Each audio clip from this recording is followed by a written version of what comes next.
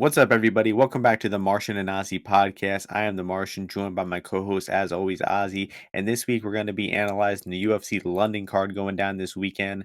First international UFC fight night in over 2 years. It's going to be great to have the crowd back in London, England. And I'm pretty excited for this card. What's your level of excitement like, and how we doing this week, Ozzy? I feel good about the card. I mean, it's good to have, especially given that it's a time difference thing. So it's nice to have something, just change up like that. Have an earlier card as well. In terms of the fight card, how they got it, how they have it booked. Not, I'm not jumping out of the chair, for it overall. But there's some solid fights overall. Main event, a heavyweight fight that I think we'll learn some stuff from it, and they'll definitely. Uh, Tango, right? I think this will definitely be a kickboxing fight. So I'll put my excitement at a solid six. Hey everyone, for some reason the audio cut out during the early portion of this podcast. Hopefully there's no other problems throughout, but I apologize. Ozzy said his excitement level was at a 6.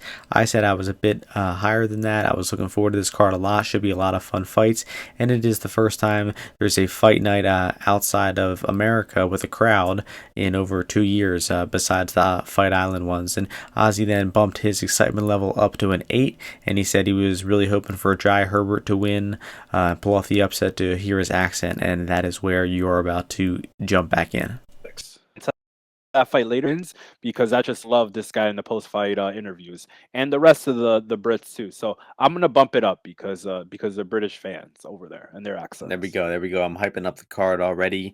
And just real quick before we get into last week, just a quick recap of last week's UFC. I scraped by zero point 0.8 units profit, but managed to, piss it away on the Mads Burnell fight in Bellator, sadly, but still minuscule profit on the UFC for me. And our best bet parlay, my leg lost, your leg won. The inside the distance on the main event. And your bet on Alex Pereira money line won. So how was your week overall? Yeah, so not the best week for me. I was unfortunately on the receiving end of that comeback KO by Azuma, or it wasn't that much of a comeback KO. Obviously, it's 1-1, but Live Line definitely was in Tafan's favor. And then that Dolce fight, I was like, "Are you kidding me?" And for that to happen, like not back to back, but those were like two of the first three fights, it was just awful. But is what it is. I think I'd make both bets again at plus 175 and minus 130 or so. Damon, really came through, and just a little bad read on the Jillian fight, but overall just over a little over 4 units down. Like I said, a little bit of that variance. I think I'd make all those plays again. I like that over in the Caceres fight, and then a small sprinkle on him. So I'd make all the bets again. I'd just probably be a little heavier on Damon and maybe a little lighter on Trevor Jones. But I definitely did think that he just had a power advantage, and if he did more, I think that was a winnable fight. But that knee that Javid landed in the first round, and just some of that damage that he did late in that round, definitely changed the fight around a little bit. But yeah, so not great there. Mads Burnell laid, a big bet on him at minus 195. That didn't come to fruition. He couldn't get his grappling going.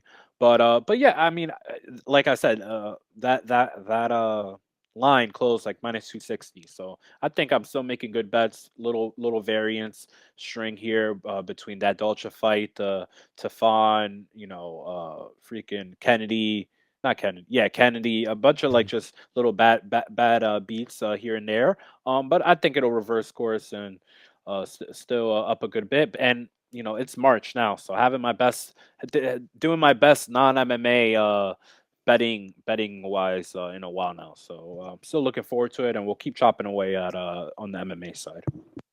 For sure, though. But after, It's pretty long. if, Sorry, if you get like one or two more losing events, I think you got to change the handle to Aussie NBA after that, though. For real, I for think real. maybe NCAA or B ball Aussie. All right, so let's get into these first fights. We got 12 fights as of right now. The Nathaniel Wood Vince Morales fight is off. Morales pulled out of that fight. It looks like they're gonna find a replacement for Nathaniel Wood, but Oh, we won't really be nice. analyzing that one on the podcast. Maybe we'll send out a tweet or something. Did they Uh, say any guys that are potential for that, or they just said, "Hey, we're gonna get a"? Davy Grant threw his hand. I saw that. So curious to see if other guys could get into the, the London in time, but hopefully to see Nathaniel would stay on because it's so brutal. If you like cut all that weight and then you can't fight, it's just terrible for your body. So hope he gets someone else. Yeah, also apparently there's a Cage Warriors card with a few potential candidates on that one too. So I think they'll get a replacement. We'll send out our picks and analysis of that one when it's finally announced. But first fight should be an interesting one. We got a pretty highly touted prospect, Muhammad Mokaev as the -365 favorite, Cody Durden +300 on the comeback. How about you start this one off, Ozzy? What are your thoughts on the highly Uh, touted prospect Mokaev? Yeah, yeah, super highly touted prospect. Don't know too much about. I mean, the background. The background to me kind of irrelevant, just because I see the skills and the way this guy fights, and this guy's tenacious, very well rounded. Is can throw punches, loves throwing kicks. I saw him hurt a few guys with kicks to the body. He'll throw it to the head. His wrestling is, I would say, pretty top notch. It's just like the aggression that he has. That even the few times that I've seen him put on his back, he's immediately looking to come up, onto the legs and reverse position. So it looks like a gorilla strong. This guy looks incredibly strong to me, and his cardio looks pretty good to me as well because he's definitely put in a few rounds in the bank. So at 20 whatever 21, 22, however old this guy is, he's a legit prospect for sure. Durden, his last fight, I thought it was solid. I was against him in that, went to a split. I thought he lost, but he definitely looked a little bit better to me, but his cardio still is, I think, the biggest fault for him at this weight class. I think Muhammad can just keep increasing the pressure that is consistent here with strikes or with the grappling, and eventually, I think Durden is going to start relenting some positions, and I see a finish coming here on the ground. So Muhammad, I think definitely a good like DraftKings play.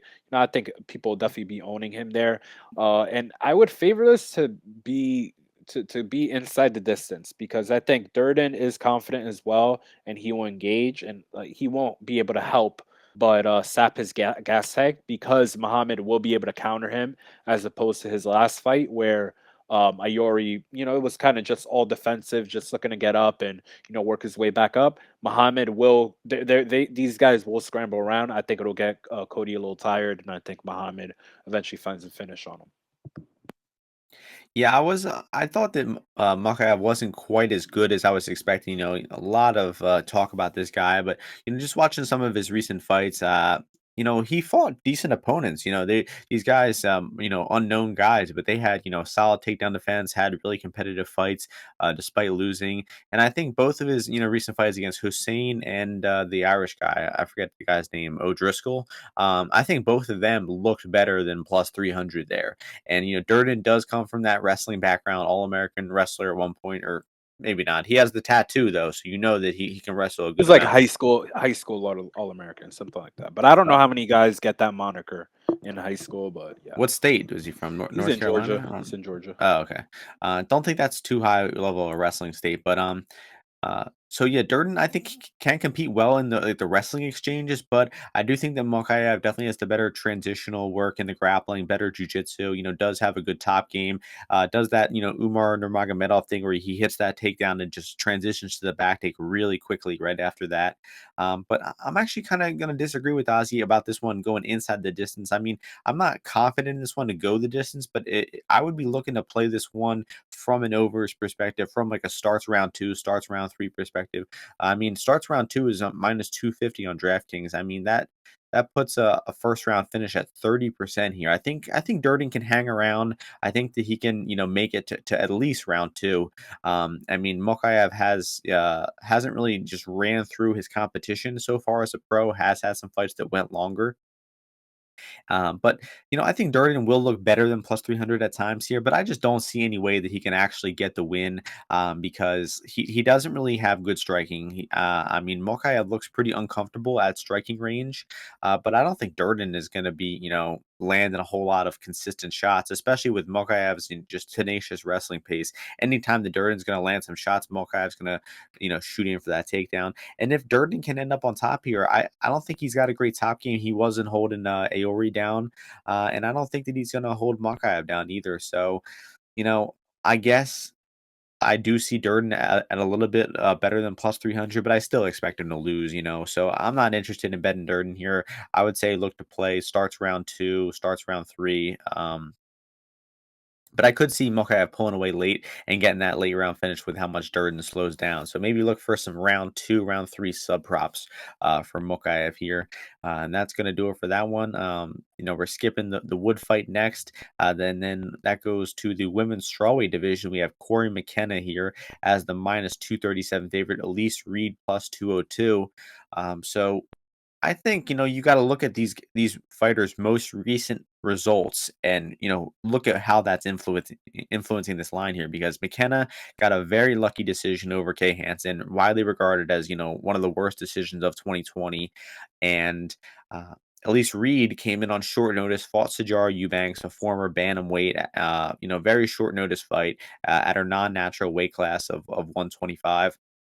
And she got demolished there. So I think the market is low on Reed because she just got demolished by a bigger, better woman in Sajara. And I think the market is, too high on McKenna considering that she just got that lucky decision win over Kay Hansen. So I think this is going to be a buy low spot for Elise Reed. I mean, McKenna is a grappler. She does not look to strike at all, but she's kind of, frail, a little physically weak, definitely a skinny girl. Reed, I don't think is going to be much stronger, but I don't know. I think McKenna at minus 237 in the UFC is just wacky. I don't see her covering that price at all. And I think that Reed should actually be the better striker here and the more comfortable striker. And Elise Reed against Hillary Rose showed some decent defensive grappling, defended some submissions there, looked okay in the grappling. So I think Reed is live here. And then there are also some props I like for this fight. Reed decision only on DraftKings plus 200, and also the fight to end by submission plus 550. So for a fight, low level women's fight that I expect to have a lot of grappling, plus 550 is pretty good for that ends by sub prop. So what are you thinking here about this strawweight fight, Ozzy? Very interesting line there that you mentioned there. I think I'll hop on that as well, um, because I mean this is a very interesting fight to me in the sense that, like you said, the dynamics playing into it, the fact that McKenna hasn't fought in too long, and then the fact that the Kay Hansen fight. The reason that McKenna wins that fight is because Kay Hansen is very open to being on her back, and she's at one point has the back control and kind of gives it up to go for that armbar, and then other points in the fight where she accepted bottom position. Whereas Elise Reed, she was forced into the bottom position by Sajara, and knowing Sajara, it's not the first girl that she put down against her will. But I don't want to get into that too much. Greg, Was that a domestic? Greg, Okay, Greg, okay. Greg, Greg Hardy's gone, and hopefully Sajara is as well. We got to get rid of these people. But yeah, so Elise Reed was on bottom because she had no other choice. I think that she actually, if you look at that Jasmine fight, like you mentioned, does she get out grappled a bit? Yeah, she has to bridge her off her multiple times from bottom out, but I think she's been working on her game a little bit more. And I think in terms of the striking, I think this is much closer to even, just because Corey McKenna, she'll throw strikes out there, but she doesn't believe in any of them. Like if you gave her knives instead of her fists when she's throwing, like she wouldn't even hurt someone. She wouldn't even stab them. She's just coming really short on her punches, and it's not her fault because her reach is. I mean, his thing's like 55 inches. It's crazy. Don't know who's ringing my doorbell, but yeah. So I think I'd side with Elise Reed on the plus money side. I think that probably a good play there. And no, Holy shit, 58-inch yeah. reach. That might be the Yeah, it's shortest in crazy. UFC It's crazy. history. Crazy small reach. But yeah, at least Breed, she mixes it up. I think there's so many worse underdog bets that I've made in my life other than Lee Breed. So at plus 200, man, I think could she get grounded maybe off of like maybe like a caught leg kick and stuff like that. Yeah, but I don't think that Corey McKenna in terms of advancing position is going to be that big of a threat, but I could see like a submission, like you said, on either side. So I like that prop that you called out there. And I mean, I just can't get behind a girl like Corey McKenna. It's the grappling upside, is what this is like an algorithm kind of thing, like or like people that bet into like stats like that. It's a ground control metric. But you see, Vanessa Demopoulos and Kay Hansen are the same kind of girl. They just want to, they win fights using jujitsu from their back. So it's kind of skewing that in that favor. And Corey and Elise Reed is not that kind of fighter. So is she weak on her back? Yes, but less likely to be wanting to stay there or put herself there voluntarily. So give me Elise Reed for a poke. I agree. Sounds like we're, seeing the fight similar there. Next fight should be a real fun one here. Undefeated Jack Shore probably getting the toughest test of it. No, definitely getting the toughest test of his career against Timur Valiev, bantamweight fight, and a lot of action on this fight this week. Timur Valiev -120 favorite, Jack Shore +100. So you think Shore is going to remain undefeated here, or you think he's going to take his first Very, L? very interesting fight here between two guys at 135 that, usually I would say is like a low reward fight for both of them are. So they, have had trouble moving up the ranks and getting match made for. But yeah, it being put together, I like. I've been coming around on Jack Shore. I don't want to say I like Jack Shore, but I come around on him a little bit more. His MMA grappling is pretty legit. He always finds takedowns. He is always able to kind of like find little trips and stuff like that to get fights to the ground, or kind of like just work with his attributes, and he's probably pretty strong in there as well. So this guy's a solid fighter. I think that he's been underrated a bit in terms of just like people giving him credit for being able to get into the top 10, me being one of them. In this fight, I do think that he can. Originally I was thinking that I'd be on him. I didn't pull the trigger because I just felt that that plus money would stick around, but obviously it got devoured up. The Brits and the Welsh people, they definitely get on their Bet365 apps, and they back their Brits, man. They back these British dudes, and there's often line movement, some mistake by my part, but it's okay.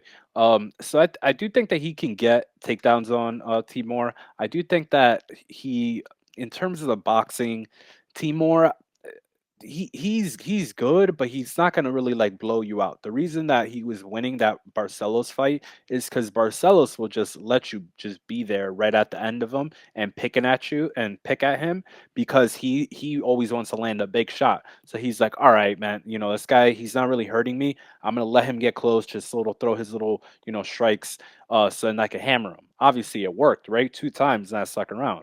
But so I don't really take away too much from that fight because Shore, I think, is going to be on the front foot. He's going to be pressuring Timur. He's going to be coming forward. He's going to be looking to get takedowns. And I think Timur is comfortable going backwards, but I think with hometown edge, the fact that I think that on the offense, takedowns of Shore will eventually get there. I think later on in the fight, he's going to be able to get him on the ground. I would side with Shore. Not that confident, but I'd take Shore by decision. It'd be the side that I would play in this fight and for it to just go the distance. But yeah, I think this will be a competitive fight, but I do think that Jack Shore will win. Yeah, I'm leaning Not my towards most confident pick. I'm Not leaning my most towards confident pick. Valiev, picking Valiev, but here's something I don't get. All right, so Valiev by decision is +130, Shore by decision No. is plus two Yeah. forty. What Well, I think that they haven't adjusted the prices since the all money the line shore came in? money, all the shore Mhm. money. Yeah, they haven't. So. Yeah, so I mean, I So don't that's a good bet. That's a good bet to make. yeah, At plus 200, shore decision. 240. Yes, Yeah. great. Um, Yeah, or I 240. don't Anywhere north of 200 is great bet. Yeah, like I mean, the margins are really thin for both guys in this fight. I don't see either guy, winning emphatically. I like what you were saying about Timur. Just he has some decent striking. He just doesn't really, land a whole lot of damage. And I feel this is going to be a very close decision for either guy. That goes the distance here, -220. Probably could be probably could be a bit wider. Honestly, I mean, this one seems extremely likely to go to the decision. I think both guys just will nullify each other a little bit. And I think we're going to see a lot of cage push and a lot of grinding against the cage and just not a whole Yes. lot of scoring Yes. being done. So I see this one being a really close decision. And, in London, you got the hometown fighter, even though he's from Wales, they're definitely going to be cheering for Jack Shore in there. So, I guess I do see a path for Shore just winning the fight on hometown, enthusiasm and whatnot. But Timur Valiev's takedown defense is actually, very good. If you go back and watch the Magomedov fight from PFL, just really good balanced takedown defense. He does get briefly put on bottom. He hits a butterfly sweep to get back up to his feet. So, the guy knows how to defend takedowns. He knows how to get off his back. And I just don't see Shore establishing like a dominant top position. And that's why I think we're going to see a lot of the cage pushing, the clinching, just one guy holding on to the other from like the body lock from the back, knee in the thighs and whatnot. So I don't expect a good fight here. Exciting. Yeah, not gonna be a good fight, but Jack Shore's, like, UFC competition has been incredibly weak. None of these guys are in the UFC anymore. Actually, Shalinian is, but he came in on short notice, and I don't even know why they signed that guy. And Hunter Azure probably gave him his toughest fight. They cut Hunter Azure, so I don't know. I'm not Terrible a big decision. believer in Terrible Shore. decision. I've been doubting Jack Shore for a while, and I'm not too interested in betting Valiev here because of those concerns I have over the decision, the hometown, enthusiasm and whatnot. But close fight. I'd say Shore decision is probably the best bet to be made. Um, and that's going to move us along to next fight. Amazing fight here, incredible light heavyweight division. Nikita Krylov got the power of the Ukraine behind him, taking on Paul Craig Nikita Krylov minus 184, Paul Craig plus 159.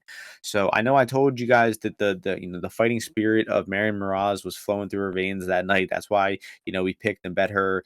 But I'm not really believe in Nikita Krylov here in this fight. There's a big difference in price. Obviously, we're talking plus 180 versus minus 180. So, um, I see Craig. I see Craig getting the sub. Honestly, I think that Nikita just loves volatile fights. He enjoys grappling. He shoots offensive takedowns pretty often, and I just think his fights have a lot of grappling in them. And I think that he fights a little dumb, a little reckless. And I think that I just see him, putting himself in a volatile position and getting something caught here. If you watch the Krylov fight against Glover Teixeira, a lot of grappling in that fight. Um, Obviously, Glover a better top position, a better wrestler than Paul Craig, but Paul Craig is still a very opportunistic grappler, can snatch submissions from all angles, and Krylov was in a lot of bad positions there. He got mounted, he got his back taken twice, he was in two guillotine attempts, he was in a deep armbar attempt. He got submitted by Jan Blachowicz on the mat. So I just think that Krylov puts himself in really, risky positions on the mat, and I feel that at some point in this fight, Craig is going to find a way to snatch an arm for an armbar, a triangle, maybe even a guillotine of some sort. And I just see Craig getting the finish. Uh, you know, uh, our boy Jonah pointed out a crazy line here, and that is Paul Craig, no scorecards. It was plus 190 an hour ago. It's already down to plus 170. It's plus 180 on DraftKings. I don't see Krylov finishing Craig. I think that if Krylov wins, it'll probably be via decision. And I just don't see Krylov finishing. I think that Craig is the more likely to finish with that sub. Craig's sub at plus 450 is a good line. I'm interested to see what you're thinking here, Oz. You got any faith in the Bear Jew? I mean, what I do find funny is, I mean, I would only, I think, back Paul Craig here because what you say about Nikita, I mean, I've been a fan of Nikita Krylov. This guy is well rounded. He has a lot of skills. He could throw kicks. Obviously, right, like that head kick at Herman was insane. He's got his ground game has been getting better. Like he's like a super meme guy in the fact that if you look at his record, like most of his losses are like by a submission, but he's been getting better on the ground. He's been initiating uh the ground contact more often. And I think this guy's continuing to get better. He's a finisher, he's a killer. But I don't think laying juice on a fight that's like it potentially is volatile because Paul Craig is a guy who he just doesn't give a fuck. Like, so he'll go for like high risk stuff. He knows how to conserve energy because he's like a weasel. He's got like um that Brazilian gene in him. You know what I mean? Like where he knows how to just like stay just there, and then be able to strike when the moment's right. And if I learn anything, is you can never count out a guy that has two first names. Okay, so you can never do that. So the fact that Paul Craig has had all this success in the UFC is not really that surprising to me. That being said, in terms of a pick, I would still have to pick Nikita just because I think the stand up and the fact that if he does fight somewhat intelligently, I think that Paul Craig is going to run into a big strike potentially.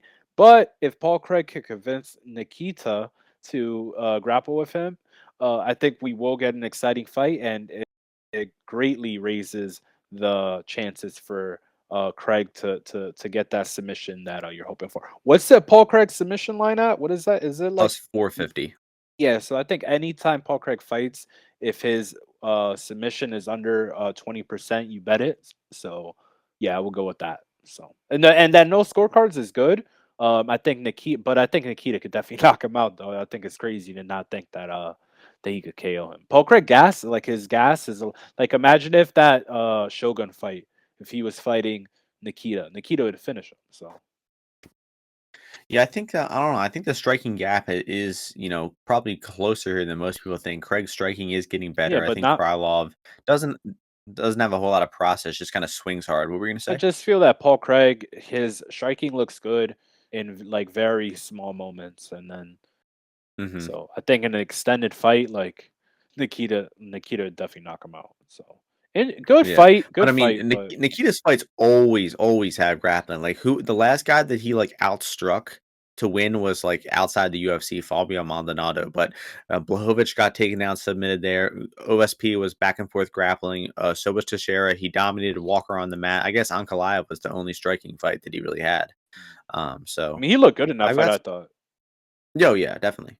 Um, next fight, heavyweight division. We have Pavlovich making his UFC comeback here. Hasn't fought in about 2.5 years. Taking on Shamil Abdurakhimov.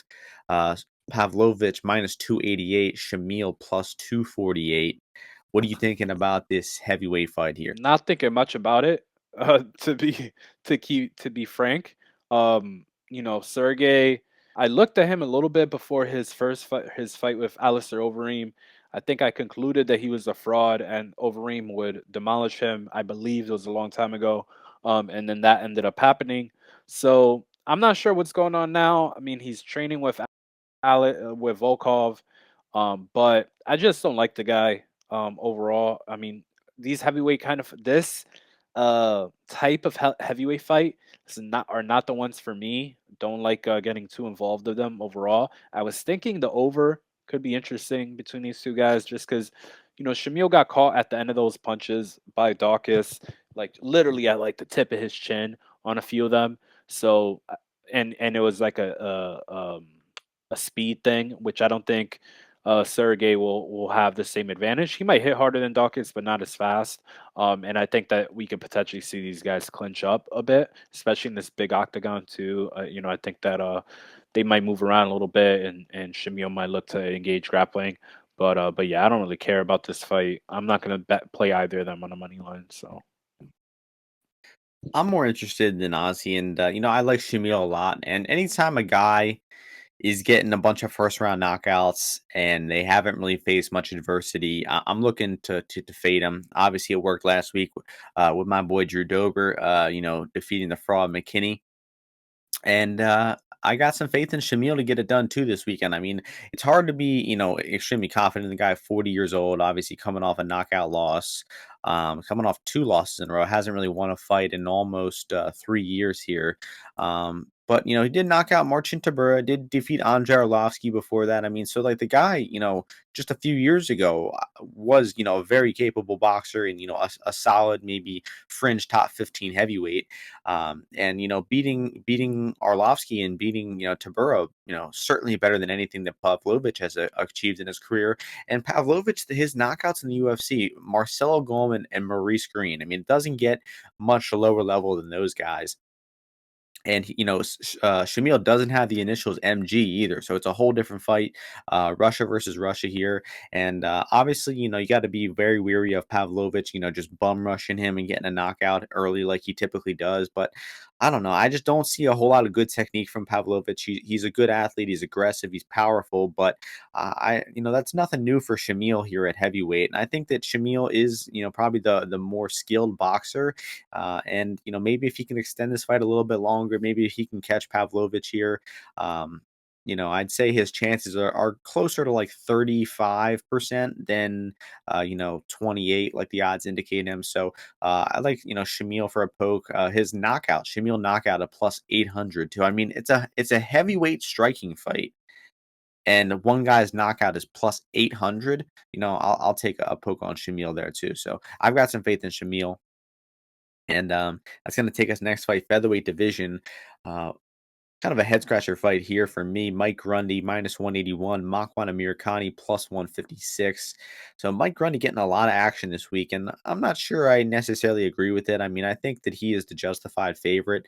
I think minus 150 would be a bit more appropriate, but people are betting Grundy hard here. Um, he does have that hometown advantage. And I do think he is the better striker than Makwan. He's definitely the more damaging fighter. I mean, Makwan just does no damage when he's fighting. He doesn't throw hard strikes on the feet. He doesn't throw ground and pound at all. He's really looking to take you down and submit you, and that's all he really has.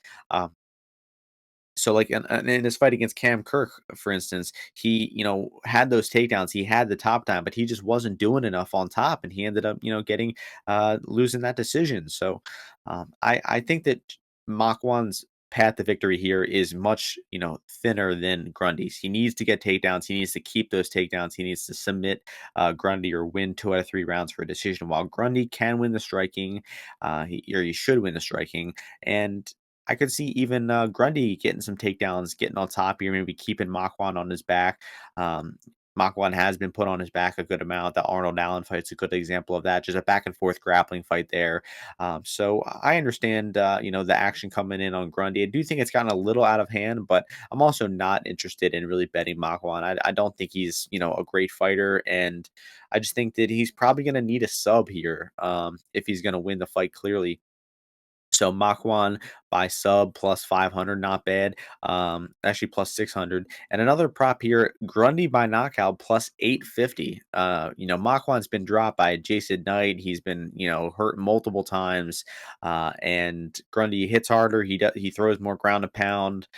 He was talking this week that his dad has cancer or something. He's going to be cage side, and he wants to put on a finish for him. So, not a bad stab on the hometown guy by knockout at plus 850. He does have a knockout win in the UFC too over Nad-Narimani. So, what are you thinking here about this one? I mean, Mike Grundy, this guy's not getting better at MMA. So I think this is probably one of his last fights in the UFC. Like, if he loses this, he'll never be in the there won't be another UFC fight. So I can see why you're kind of like just doubling down, just throw it all in there, like dad, whatever, anything to motivate him even more. Just fuck it, throw it in there. His dad could have had cancer, for 2 years, for all I know. But the other fact is Grundy never fights. This guy, right? He fights like once a year, if that. So I don't know where his head is at overall. He throws some strikes with power, like you mentioned, that he whatever can lands harder, whatever it was damage, but it just does. There's no feel behind it. I think that like he's just kind of like throwing it, and kind of without much thinking about it, which could work against Makwan, because Makwan will like throw a cross out there and kind of like leave his chin out there before pulling back. So I think he could hit him potentially, but at this price, I think I don't like. I think I love Makwan and Americani. Just like on the value side of things, like if these guys are grappling, like Makwan could just, why can't he just box, like move around? Like, yeah, he doesn't throw that hard, but he throws kicks. I think he has a more active jab. So on the volume side of things, I think he could like be out ahead of Grundy. And Grundy's always just shooting for takedowns, and Malkwan has a pretty good front headlock to finish chokes. Obviously, Grundy's aware of it. He knows the same chokes as well. But if I was to pick a side here, I would definitely be on the Makwan side. I just think that on the feet, southpaw, right? This guy hasn't fought that many southpaws. Jabs, all right. Could throw a left hand. Has fought some better strikers, more powerful guys at 145, like Edson Barboza, and then he could take Grundy down himself. And we don't know anything about Grundy on bottom, right? So I think I would actually side with Makwan, but this is gonna be a trend. Like I'm fading all the British guys, so I'm going against every one of them. Very risky. But at plus money now, like when it was pick'em or whatever, obviously nothing. But at plus money, I think I like Makwan here, but not a big. It I won't be mean, a big Grundy bet, was just like a normal bet, just because I just think Grundy's a fade guy. He's like he's gonna be that. He's just a fade guy. Like even that Armani fight, it's kind of like a hectic fight. He doesn't fight a lot. I just don't really believe in him overall as a fighter, so I'll fade him. I mean, Grundy minus 145 on Sunday and now minus 181. I don't see where, that extra 5% is coming from. But enough about that one. Next fight, one of your fights you're looking forward to. First fight in the main card, lightweight division. We got Ilia-Topuria taking on Jai Herbert. Topuria minus 500. Herbert plus 375. You got any faith in your boy to pull off the I mean, upset? Jai Herbert, you know where you're gonna get with him. You know he's gonna throw punches. He's gonna be in the fight. He's gonna be trying his darndest. But that Moicano fight, it just looked bad in the sense that it was just so easy for Moicano to track this dude down, get his hands around him, and once he did have his hands around him, like the get up ability is just not there, and I don't think it's coming. I don't think Jai Herbert's gonna learn how to do it. So the best case scenario here is that either one, Jai Herbert clips Topuria while they're swinging because yeah, I mean Topuria's not scared to box with him. I think he's a solid fighter, but I do think that he'll be able to take Jai Herbert down. I do think once he is there, this is the issue with Topuria. When I think he loses, is going to be a time when he's going to take a guy down, maybe once, like the guy gets up or something happens, then he gets another takedown, and then that's the point when he like jumps on one of those submissions that he likes going for or throwing a bunch of ground and pound, and we'll see where his conditioning is at, if he can't or if the guy can defend the choke and make his way out of it. But I do think he'll eventually take Jai Herbert down, and once he does, I mean, I think it's gonna be pretty easy to grab a hold of this guy's neck. So I'll pick Topuria by submission. I don't know what round, but what's that pay? What's that pay? What's the submission prop? Is it like plus any plus money on that or no? I thought plus 125. Okay, well that's my pick. So Yeah, I mean, it's hard to put any faith in Herbert with how bad his takedown defense is. Not only is his takedown defense bad, I mean, my, what's his face? Moicano got him down with multiple takedowns. Just every takedown he attempted, Herbert just had little to no resistance. Same with Francisco Trinaldo in his first UFC fight. And not only is he bad at defending takedowns, once he gets taken down, he just has no concept of getting guard or, stopping a pass. So he was just getting mounted left and right by Moicano, getting his guard pass, giving up his back. And I just don't see any way that he's going to be able to avoid that versus Topuria. Unless Topuria, fights really stupid and tries to test his striking. And maybe, he does, rip to the body with those nasty body shots that he got Damon Jackson out of there with. How good does that win look too? With how good Damon Jackson's been doing the past few fights, Topuria's win over him just continues to age better. But I do think this Topuria hype train is getting a bit over the line here. Like you're saying, I do see Topuria losing eventually. Pretty soon, probably in his next like 2 or 3 fights. I just think the people are overrating how good this guy is. He hasn't really fought the quite great competition enough to be touting him as like the next big thing. And also the 155 weight class, that's going to be a problem. I do not see him as a natural lightweight at all, and he needs to get that weight cut under control, get back down to 145 because he's not going to fare well at 155 here long term. So if you like Herbert, just take him by knockout round 1, knockout round 2. That's the only way he's winning the fight. And Topuria is probably going to submit him in the first 2 rounds. So Topuria sub plus 125, not bad. It'll probably win. Topuria doesn't throw a whole lot of ground and pound, and he attacks subs from all different angles. So Topuria is probably going to get the tap. And that's going to move us along. Next fight, women's flyweight division here. We got Molly McCann taking on Luana Carolina. Molly McCann minus 140, Carolina plus 120. So I only have one official bet on this card so far, and it is on my girl Molly the Can McCann.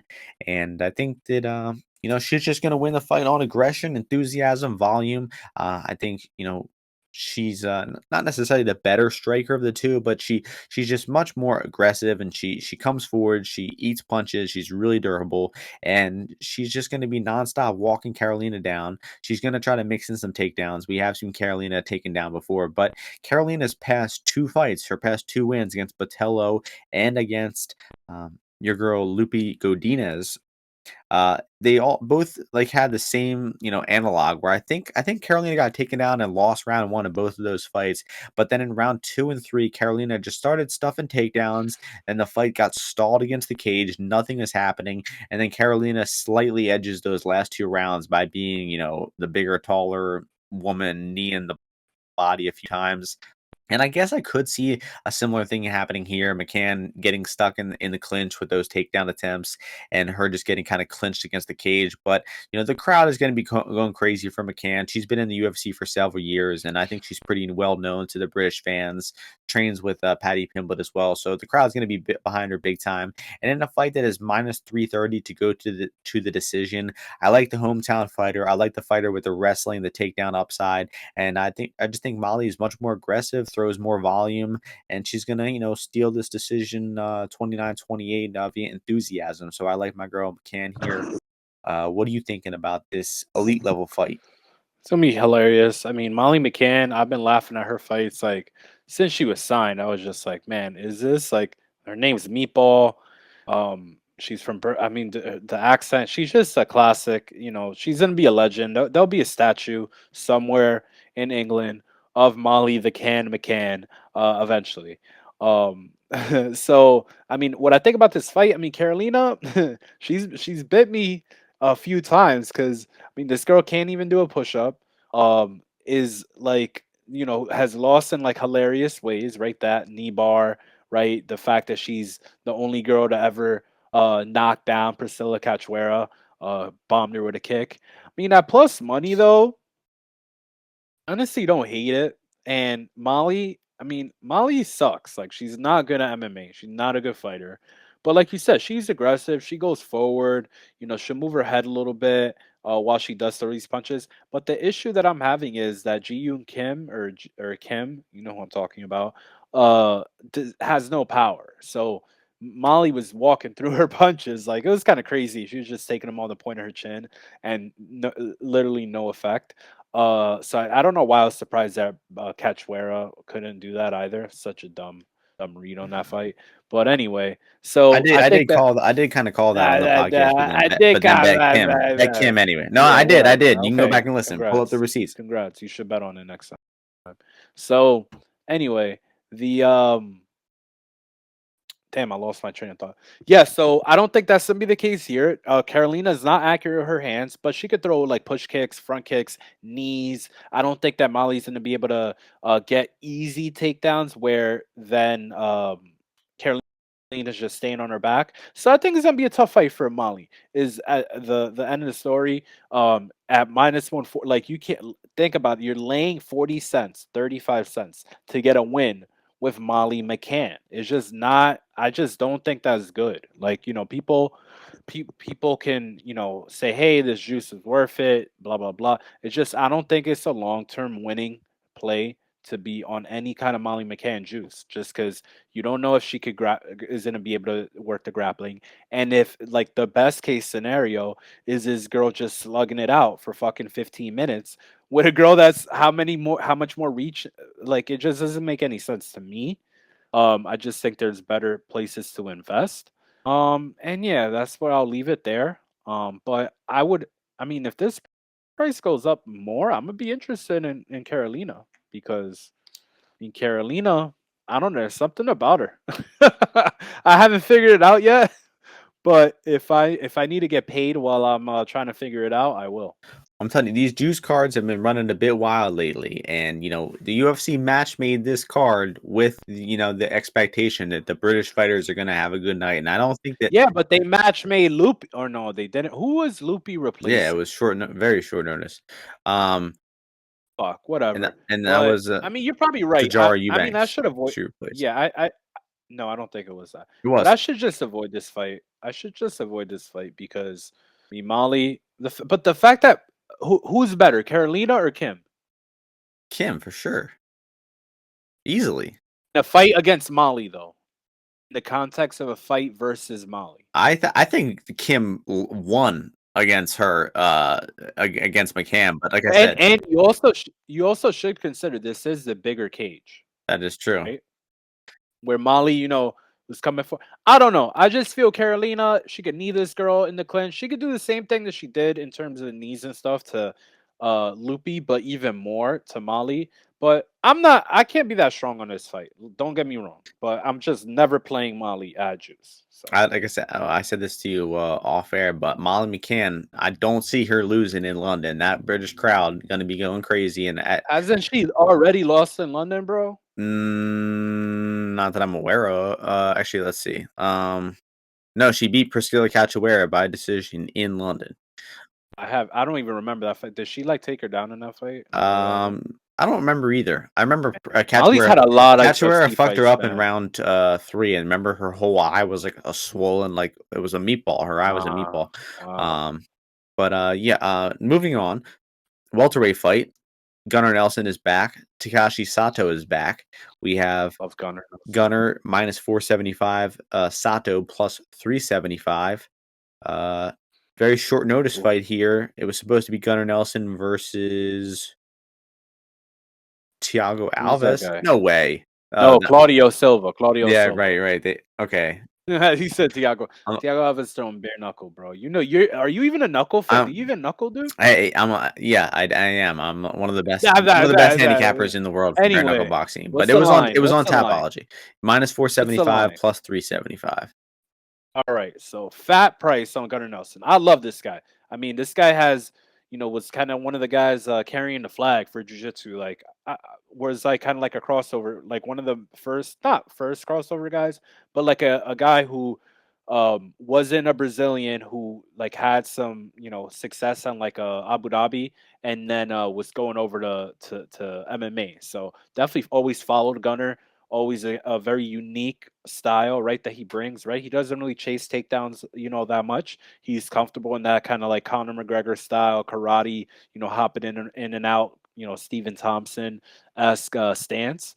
But I would like to see some more movement by him because I think that he could be. I mean, I think he could be a lock for top 10 in the welterweight division if he did incorporate. If he did incorporate, you forget because you're a little casual, you forget what Gunnar Nelson really can do. But yeah, if he incorporates a little bit more movement, I mean, do you remember? Do I need to remind you that this guy, what's his name? He beat Albert. Where he left? Where did that fight ended up?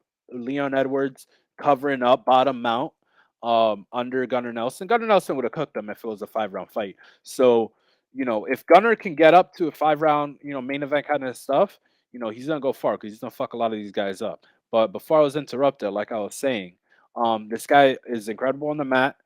He just has a really good understanding of guard passing. How to control hips, where are the areas that you should go for to control. And then on the feet, like I said, good range striker. Can move in and out. Has some good good hand combinations. Right, he can land with his hands or his feet.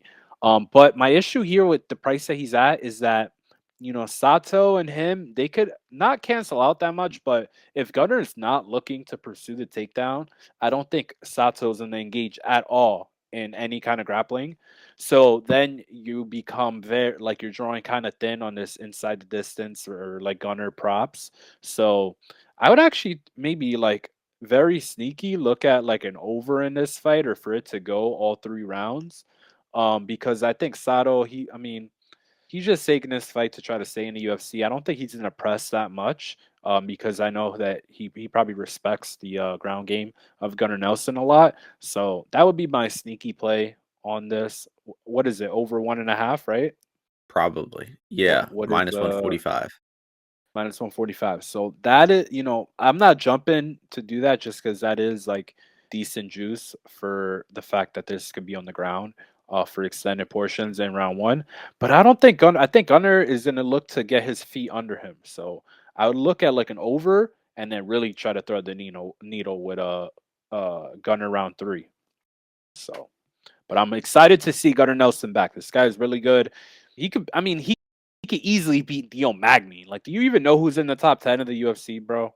Like, He come wouldn't on. take down. He wouldn't take down Neil Magny. Yes, he would.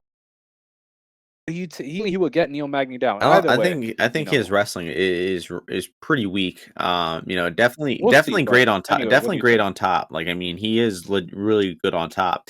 But that striking karate style of his is not good. He needs to ditch that. I wonder if he's still training at SBG. Do you know that? Because if not, if that is, that'd be a huge red flag. But Takashi Sato stinks.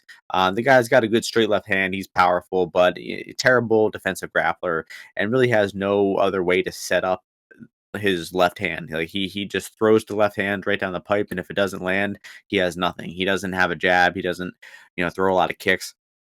And he's been taken down and stuck on bottom versus Franca. Bilal got him down multiple times and submitted him. Baeza took him down and got a pretty much an instant back taken rear naked choke. So the guy is, just a bad grappler, bad wrestler. And I don't like the over here just because if Gunnar gets on top in round one, for more than 60 seconds. I mean, I really think that Gunnar, that's all he needs is 1 minute to get the back take, get the rear naked choke, maybe arm triangle on top, something like that. And I just think that Gunner's going to finish the fight. I'll save my criticisms of Gunnar Nelson for a later date.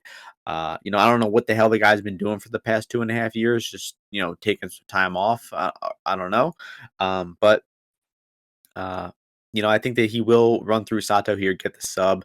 I think that the inside the distance here is going to hit, honestly. I do see Nelson finishing the fight on the floor at some point, and I think that there's a good chance he looks like a minus 900 favorite in retrospect. So Gunner, pretty safe parlay piece. If you like Sato at all, just take him by knockout. There's no other way that he can win the fight, and that's going to do it for that one. Next fight, which should be an electric fight. Paddy the Baddy Pimblett is back after an amazing UFC debut. Rodrigo Vargas on the other side, Kazula. We got in the line for this one. Paddy Pimblett minus 500, Rodrigo Vargas plus 375. So, obviously we're going to be skeptical of Pimblett coming into the UFC. The guy does have a lot of red flags on his tape. And, I had a little bit of faith in Vendermini, but not really. Didn't bet him there. I just thought the Vendermini was too bad on bottom for me to trust him. But the fight didn't even really go to the floor. I think Vendermini was the only one who got a takedown there. But rewatching the fight, it was a hilarious fight, really fun to watch. I mean, if you just kind of avoid being a skeptic for a while and avoid criticizing the guy's sloppy technique, Patty, extremely fun fighter to watch, electric on the mic, great post fight interview, and I'm just excited to see the guy fight again. I think that they're matching him up pretty well here. I think that, you want to see Patty get a few wins under his belt against, low to mid level competition before really jumping him up. It was a rumor that he was going to fight Jared Gordon. Obviously, we would have been all over Jared Gordon there, but hopefully, maybe Patty can get another 2 wins and then we can get even better plus money on Jared Gordon when the time comes. Kazula Vargas, not a bad fighter. Competent striker, competent wrestler, and everything as well. I think his his takedown defense and bottom game isn't very good, and he probably will run into issues with that here. But are we even sure that Patty's gonna elect to grapple heavy here? Because obviously he's coming off a first round knockout. I think that there's a good chance that he just elects to strike here, and I think it's gonna look a hell of a lot closer than minus 500 for Paddy Pimblett in the striking. It's probably gonna look like, I don't know, 60-40 for Pimblett, maybe even 50-50, honestly. Maybe even an advantage for Vargas. I mean, the guy is not a bad striker at all. Just outstruck Zhu Rong in his last fight. So, I have a little bit of faith in Vargas here. I think the line will continue to blow out. So you might as well just wait and maybe, stab quarter unit, half unit on Vargas when the fight comes. But, I do see, Paddy getting his hand raised at the end of the day. If he fights smart, which he rarely does, and looks to grapple, he could cover his price tag here. But, again, like I was saying with Gunnar earlier, I'll save my legit skepticism of Pimblett for like a more opponent that I'm more confident in. But what are you thinking here? You have any faith in Vargas? I mean, I think most of the faith in Vargas would be into the fact that maybe he can press the grappling first, like offensively, and Patty maybe goes for a submission or can defend the takedown and kind of gets caught up. But I think with him being in the states more, he's been getting ready at I think in California. He's been working with some judo guys, some pretty like the same kind of guys that John J. Wilson or JJ Wilson over in Bellator is working with, which obviously that dude was getting taken down a bunch in his last fight against this Russian. But yeah, he's working with those same guys. So I think his grappling game will continue to improve, especially transitions from it. So because of that, that's why I do think that he will actually look to grapple at some point here. And my pick would be for him to get like a rear naked choke here against Vargas. Vargas is a little the issue with him is even though he's not that bad of a fighter, he's a little timid. I feel like even when he is throwing his strikes, they come out a little short. When he is wrestling, it's not always like he's not always chain wrestling off it. I mean, the Brock Weaver fight, he did come out pretty good there, and this guy has been training with a lot of good guys. Like consistently, he's training I think with Cowboy at his ranch.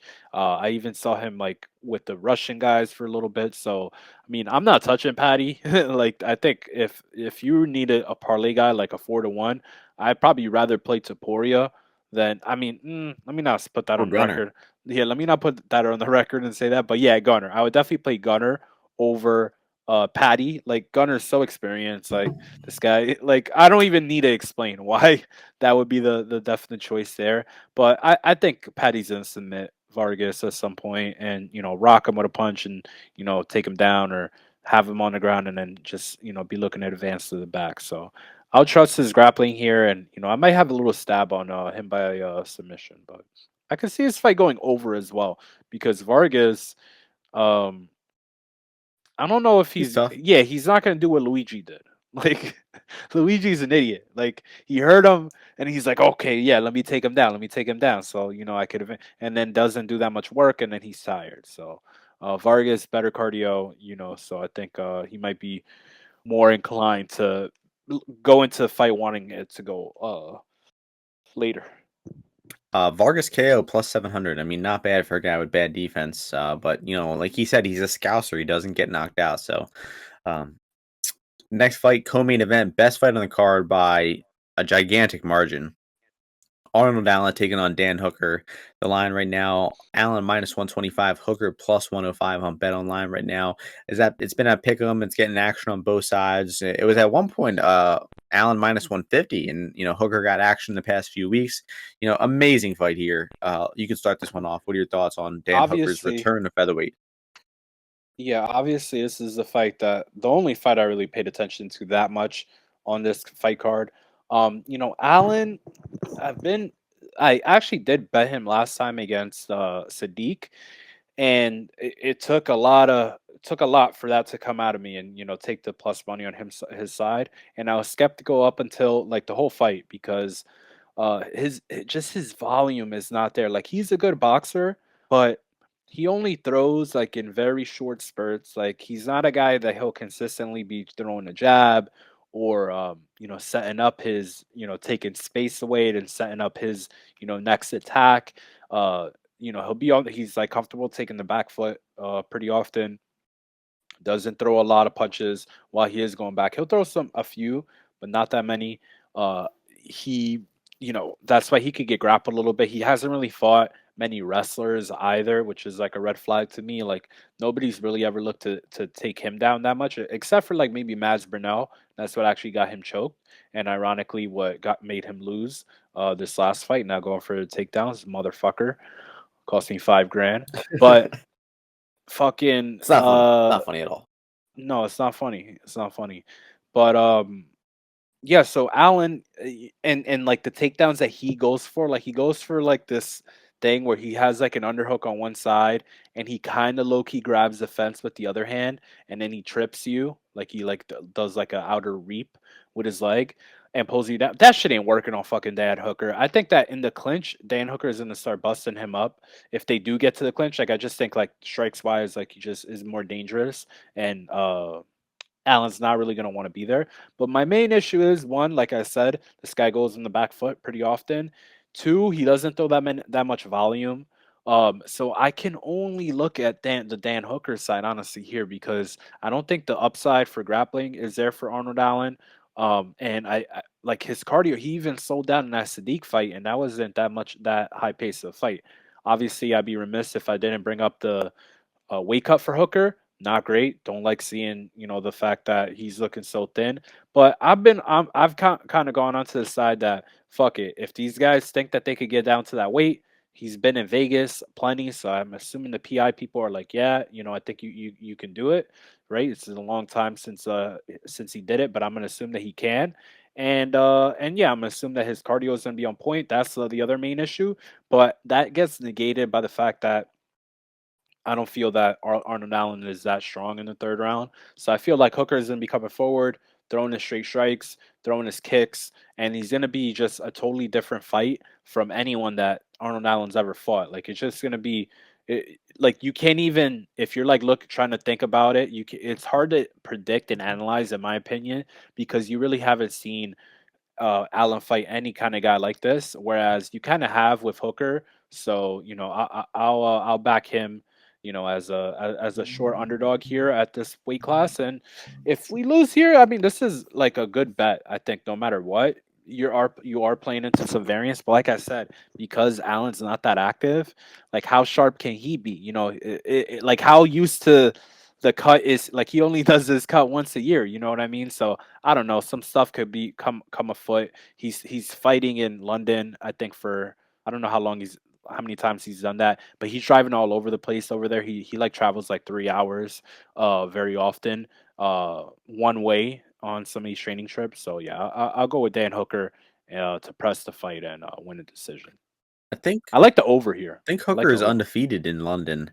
Uh, let's see, he's lost one time. Oh wait, it wasn't. He lost one time in Cage Warriors in London. But in the UFC, undefeated in London. So I think the weight. How many times did he fight in Cage Warriors? Oh, no, don't worry, I'll look that up. Go ahead, go ahead. Um, I think the fight you really gotta be skeptical of this fight considering the weight cut. I mean, I think it's hard to be super confident in either guy here. I think 55% is the most you can really cap either guy at here. I just don't see. I mean, it's a competitive fight. Two really good fighters. I think they match up really well with one another. I don't see either guy blowing one another out. Um, I think it's going to be a 29-28 decision for either fighter. And I am leaning towards Arnold Allen winning that decision.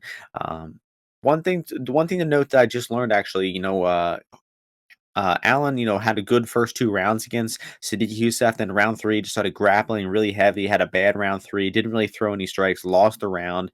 It's because apparently he broke his hand in round two of that fight against Sadiq, and that's really why the output, the aggression dropped off. And he won the first two rounds pretty comfortably. So he hurt Sadiq twice there. Um, and that win aged really well over the past weekend. Sadiq putting on a good performance against Alex Caceres. I think that I've been saying this for the past few weeks. I am a big believer in the wins aging well and bad and whatnot. So I think that Allen's last win has gotten even better. And Hooker, I think people are thinking about Dan Hooker. They have Dan Hooker at lightweight in their mind, and it is without a doubt that Hooker was a significantly better fighter at lightweight. Not only was his technique, his skill improving along the lines, he also hello, am I still recording? You still there, Ozzy? Yeah, I hear you. Oh yeah, sorry, I just had some weird noise in my headphones. So obviously Hooker has gotten better skill wise, but the 155 weight class was just so much better for him. I mean, not having to cut that weight, he was able to have a better chin, very durable, was able to pressure a lot more recklessly because he had that durability to lean back on. And if you look at Dan Hooker's wins at 145 before he moved up, I mean, they're nobody. So I don't think that you can rely on all of the good attributes of lightweight Hooker dropping down to 145 here. I don't think he's going to be as durable. I don't think he's going to be as aggressive with his pressure. And I think that we're going to see a bit more timid Dan Hooker than we're used to with that weight cut. Uh, Now, then, in terms of who's on the front foot and back foot here, I think that Arnold Allen is the much better fighter on the back foot. So even if Hooker is pressuring forward, I think that Allen won't be completely uncomfortable in that big cage, moving backwards and attacking Hooker with a jab. And uh, I do see, like I said, I really do see it being a close decision, and I am leaning Arnold Allen here around 55%, but I'm not going to be betting on money line side here. I think the goes the distance here is really the bet to be made. I mean, Ozzy, what do you cap the goes the distance at in this fight? I mean, I would think that this goes the distance like at least 70% of the time. I mean, it's minus 142. Have you seen that line? I mean, yeah, I mean that is strictly on the basis of I think the Allen, cracking his chin, but I don't see it. I think Dan Hooker is coming to fight, and I don't really think Arnold Allen's that accurate. Like he kind of just throws shots. He like flurries, a few times. Like watch that Gilbert Melendez fight. Like he's just like flurrying after a little bit. And like I said, this guy does not fight that often, so he's in the finish Dan Hooker. Hell no, he's not. I really don't think he's I don't finishing. know, it's not happening. I mean, he has two finishes in the UFC. They're both submissions in round three. Um, and I mean, the guy is just a decision type of fighter. I don't see Allen finishing unless Hooker's chin is just really shot at 145 from this weight class. That's the only way I see Allen finishing. So, Hooker no score credits at minus 140 honestly might be not too bad. But I really think the goes the distance is the best bet to be made here. It's an elite level fight. I'm really looking forward to it.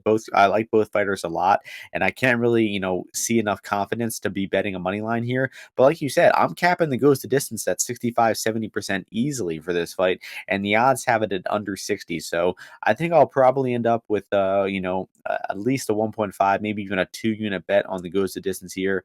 I just think there's a lot of value there. So I like Allen by 29-28. Um, that's going to take us to the main event. We're already done the card. Main event time, heavyweight fight. We got the prospect, the Brit Tom Aspinall taking on the Russian Alexander Volkov.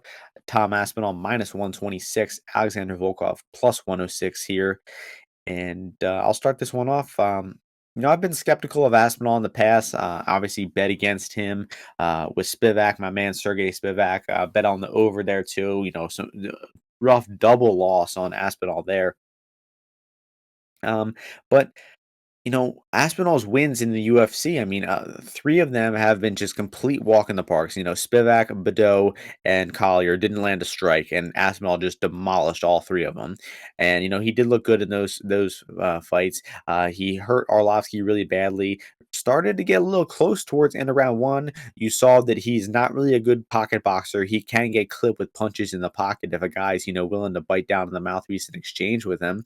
And Arlovsky was starting to have some success towards the end of the end of round one, start of round two, and then Aspinall just bulldozed his way to a takedown and got that weird no hook rear naked choke. So that's definitely the best win of his career, Arlovsky. But even in the way that he did that fight, I mean, he tried to get Arlovsky out of there. He swarmed Arlovsky with a big combination of punches, but he couldn't get him out of there. And then you did see his output, his gas tank, start to suffer a little bit as a result of that. And the guy has only won a fight outside of round one time, and that's that Arlovsky fight. The other two times his fights got out of round one, he lost those fights. So the guy is, to me, is clearly a burst and finish type of fighter. A guy who just, comes at guys hard in round one, hits them with some strikes, and if he can't finish them, it's going to get really squirrely for him in those later rounds. Now, I do think the guy is a good offensive striker. He does look promising as he's throwing his strikes, but I mean, like I said, against these lower level guys in these easier fights, against the fights where he has no resistance, sure, he's able to throw good strikes and demolish guys, but he's going to be in the toughest fight of his career here against Alexander Volkov. I mean, the toughest fight of his career by a pretty gigantic margin. The only other, replica or comparable thing is Arlovsky, and there's a pretty big gap between Arlovsky and Volkov. So you got to think that the later this fight goes, the more and more it starts to favor Alexander Volkov. Like if, in round one, sure, it might be a pick'em type of fight. Round two, I think it starts to get to minus 200 Volkov. Round three, minus 300 Volkov. And then it just starts getting more and more in the favor of the more experienced fighter, the better fighter in terms of winning decisions, being late in fights. Just a wealth more experience for Alexander Volkov. Volkov's takedown defense is good, so I don't think that we're going to see any offensive takedowns from Aspinall here. And I just don't trust Aspinall to get that finish in round one, round two. And I think that I don't trust Aspinall's ability to win rounds. I don't trust him to look good outside of those big bursts of offense. And I think this is an easy spot for Alexander Volkov at plus money. I think you got to be on Volkov here at plus money. I do think that round one live bet after round one, could be the better option. Obviously, you mitigate that risk of Aspinall coming out and finishing him early. But I mean, the tide of this fight could turn by the end of round one already. So if you're risking, waiting towards the end of round one, you might already miss the boat on that Volkov plus money. So I think you got to have some money on Volkov plus money, and then look to be adding on that live line as the fight goes. So I like Volkov here. I'm sure you're thinking along the same lines, Ozzy. What are you thinking about this? And what do you think about what I said about the pre-fight versus live? Yeah, I mean, absolutely. I mean, I'll tell you right now, Volkov is going to be my best bet of this week. So I am going to be betting him pre-fight. I just think that the line's just screaming to me that Alexander Volkov is like easily the side. Can Aspinall maybe ice him in the first round? Absolutely, definitely. This guy has power. Like I said, he's kind of accurate. He has good timing. He's like bouncing in and out. But the cardio dynamic and the fact that the volume that I think is gonna take to actually knock out a guy with a rock head like Volkov is, I think, just too much at the end of the day for Tom Aspinall. Obviously, could he land in that first round? Yeah, like I said, he's got good timing. Volkov is slow, takes him some time to get going in a fight himself. So he is a good candidate to get knocked out in the first round. But other than that, I think he can build a lot better. I think he can throw these kicks out there that Tom Aspinall has not really had to deal with as he's fought in the UFC at all. And I'll tell you, it's a big deterrent. It's just like super annoying when you're not used to a guy throwing kicks and then he's just throwing them things nonstop and without too much fear of the ground or getting taken down or whatever it is. So yeah, I mean, I think Volkov is going to be able to start turning up the heat here. He just has way more gears, right, that he can go to. Whereas Tom Aspinall, he obviously only has one gear, or one that he's shown, unless he is on the gear now. But I don't think so. So yeah, I mean, I think Volkov's just gonna be able to chip away at him. Throw the jab. He'll probably have to eat a few solid punches to the face. So he should probably, look to maybe be a little bit more conservative early. Maybe look to bust out the, inside leg kick, and really attack with the push kicks.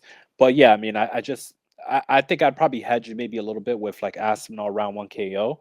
I see that at like 7-1. I think that's a pretty good price overall. But other than that, I mean, I'm all Volkov. Like Volkov's would probably be a pretty big bet for me. Just you got to do it. I feel like this is like a position I need to, have, and the fact that it's going to plus money. Like, is there something I don't know? Let's see. Let's find out. But I mean, I think this line movement is kind of egregious. So can't let that ball go by without hitting it. Yeah, well, I mean, one criticism of Volkov is his last fight against Tobura. People said that he did look a little slow, and I think he did. I think his cardio didn't look as good as usual, but I mean, the man still won a 30-27 against Martian Tobura. Like, if that was his off night, like the guy is still a very sharp fighter. Doesn't seem So you come off of what, it's like two main event fights, right, and then a loss to who's the new champion, right? Right, Gon was the champ by then, or no? no, No, no, that when did was Volkov fight? That wasn't the. June of 2021. He won. Yeah, he fought. No, I'm saying the next fight, the Oh, right. Tybura fight. He Gon was champion, right? So you just went from a main event You lost to the champ, and now you're in like Abu Dhabi, fighting Tybora. It's not that, it's probably his level of interest is probably a lot lower. I think you back the guy with main event experience here. So For sure. And kind of reminds me of Chris Dawkins versus Derek Lewis. I was obviously on the wrong side of history there, but you got a guy who's 4 quick finishes in the UFC. Literally the exact same thing. 3 first round finishes and 1 second round finish versus the guy with the way, way more UFC experience, 5-round experience, all that, and Volkov at plus money.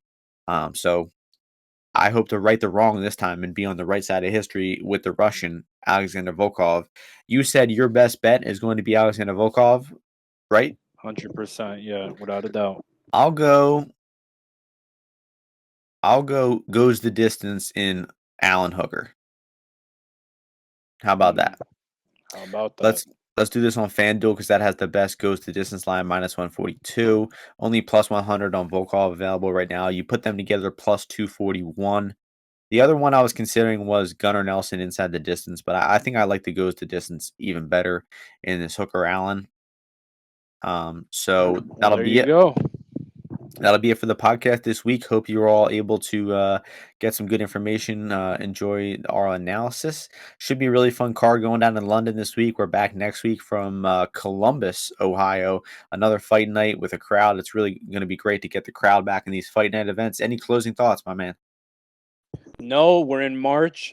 NCAA tournament starts tomorrow. Remember, fill out your brackets. Who's your pick to win the whole thing? The only ticket I have, well, no, I was gonna say a lie. My pick to win is Arizona, for a few reasons, but primarily, but I got them early, 14-1. I just think they're the best team overall. Like when they're clicking and going together, I don't think them missing their point guard is gonna be that much of an issue. I think the other guys are more than capable. So I got Arizona, number 1 seed, 14-1. I added at like 12-1, 10-1, 9-1. I think they're like 7-1 now. I still Plus think that's a good 550, bet. I see. Well, you could if you shop around, you'll be able to find 7-1. I think so. It's the I mean, it's the pick everyone's making. It's kind of square now. It wasn't back in the day, but back in the day, as in like 2 months ago. But uh, but yeah, I just think that even 7-1, kind of fair with their region and stuff. Like they'd have to play Tennessee, who beat them already. But Tennessee's kind of like way more defensive. I feel like I don't know. I don't even know if Tennessee's gonna make it there. So yeah, I think Arizona. I like Texas Tech also maybe come out of that. Gonzaga. I'm gonna fade Gonzaga. Don't believe in them as much as the metrics, and yeah, I like Texas Tech a little bit more. But yeah, so Arizona for me as my future to cut down the There we go. nets. I hope somebody was able to get some good info on that because I unfortunately just don't care enough about. Don't know anything I don't. about I the. mean, look. I'll be honest. I'm not the best with the brackets, obviously, but I've been having this tournament season. Oh boy. He But knows yeah, his. let's You wrap it up watch a here. lot of basketball. You know what you're talking I'm, about. dude. I. But anyway, let's wrap it up here. All right, so UFC London going down this weekend. Hope you all enjoy the card, win some bets. We'll see you all before next week. Peace out, everyone.